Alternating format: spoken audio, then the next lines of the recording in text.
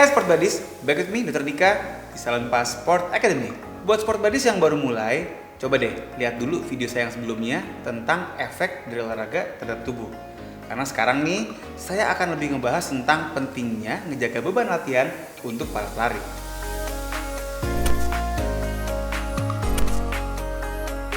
Kalau diperhatiin nih, banyak banget ya para pelari yang benar-benar bisa dibilang ambisius gitu untuk mecahin personal record atau personal best, PB istilahnya.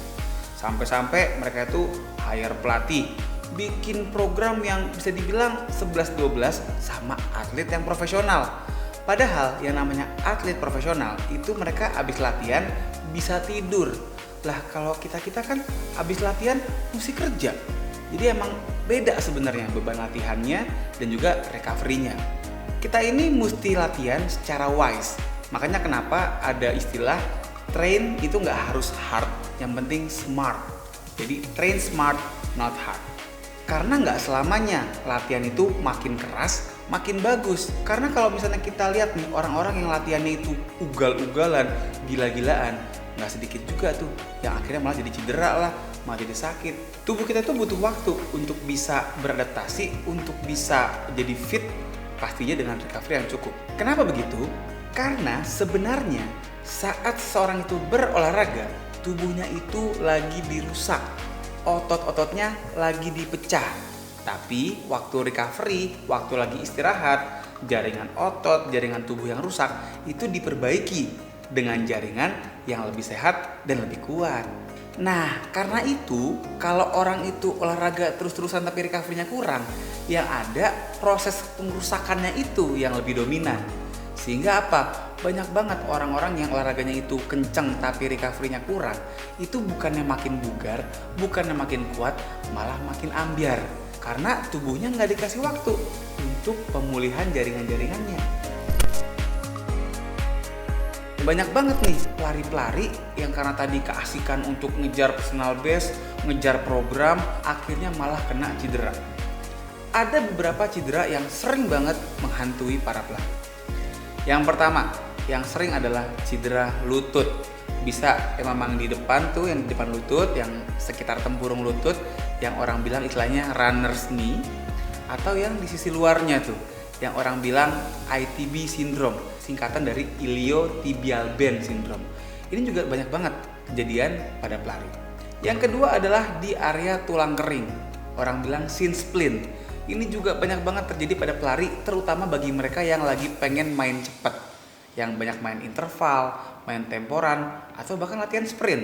Yang ketiga juga banyak terjadi di area pergelangan kaki. Misalnya pas lagi lari, nginjek lubang.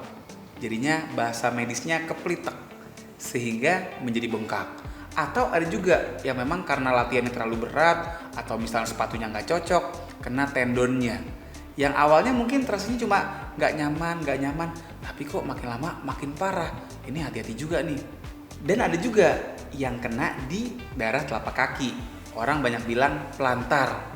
Lebih lengkapnya adalah plantar fasciopathy atau plantar fasciitis. Ada juga yang di area jari.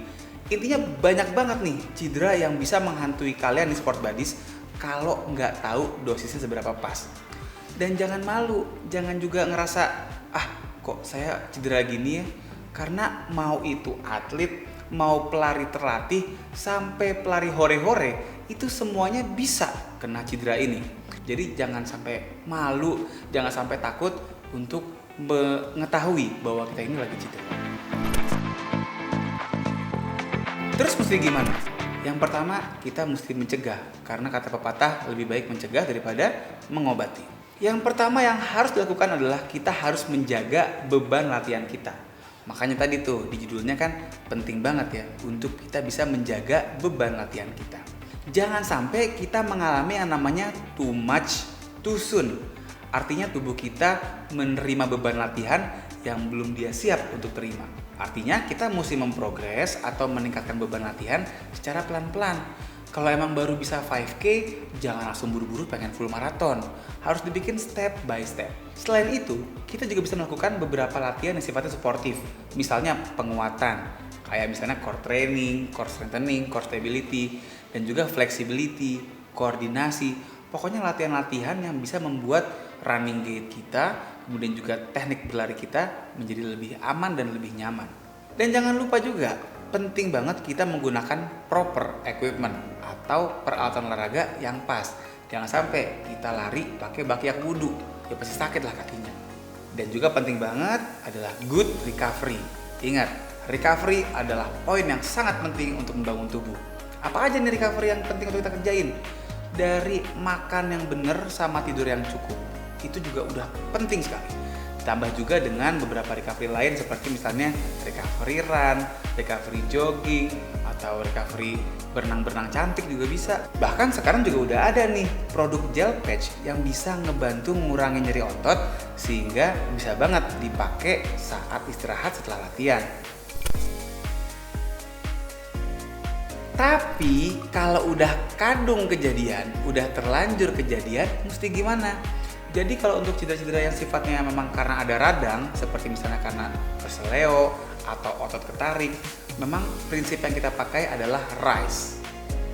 R, rest, jangan dipaksain, tahan dulu, jangan digaspol dulu.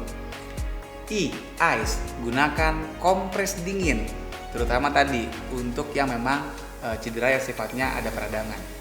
Kemudian C, compression, lakukan pembebatan, misalnya dengan perban elastis. Supaya apa? Peradangannya nggak sampai bengkak. Ada lagi E, elevation, ditinggiin. Jadi kalau kita lagi ngalamin cedera, apalagi sampai bengkak, coba dibikin area yang bengkaknya itu atau area yang radangnya itu berada di atas ketinggian jantung kita. Jadi kalau misalnya lagi rebahan nih, kakinya misalnya yang kena, diangkat, diganjel pakai bantal. Supaya apa? Jangan sampai bengkak.